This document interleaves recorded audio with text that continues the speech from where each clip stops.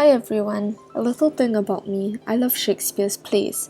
One of my favourites is Romeo and Juliet, so I was really excited when I found out the National Theatre was releasing a theatre film mixed media production of it. I watched it over the weekend, and it's one of the best productions of RNJ I've ever seen, so here's my review of it. Directed by Simon Godwin and starring Jessie Buckley and Josh O'Connor, this production was originally supposed to be staged last year, but because of COVID it got postponed. Instead, they decided to adapt it into a film theatre/film piece, which I think lent a whole new light to the production, and I think was done very well. The main thing I loved about this was how the different features of film and theatre were utilised. It isn't just a film theatre production.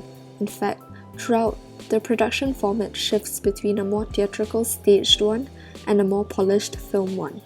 For example, the production starts out as a rehearsal of the play. The chorus is read out in a script read circle, the first fight is done in a rehearsal space, and poetically, we end in that very same rehearsal space. Throughout, the more realist film format is used than a more experimental theatre one. This gives different scenes different impacts and meanings.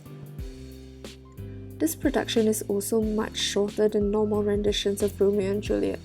Because of the film format, we are able to cut between scenes and see some of them alongside each other.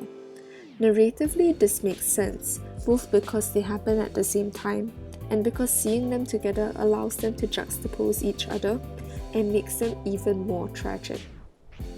Another thing, many of Lord Capulet's, basically Juliet's father, his lines, they were given to Lady Capulet, who's her mother. This makes Lady Capulet the more antagonistic, dominant one, and I think it was a pretty interesting choice. Now a little note on the acting. All the cast members did really good jobs, and I thought the emotions of this play were very well put across, which is something that needs to happen with a lot of Shakespearean plays, because at times, the emotions that the characters experience and feel, they need to be filled in by the actors and portrayed, because the words may not always go up to par, which is a little controversial because I know Shakespeare, the greatest writer of all time in English literature, blah blah, but at times this is something that I've observed in his plays.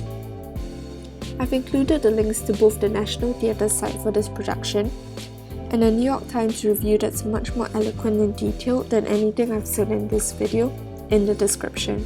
Thanks for watching. Bye!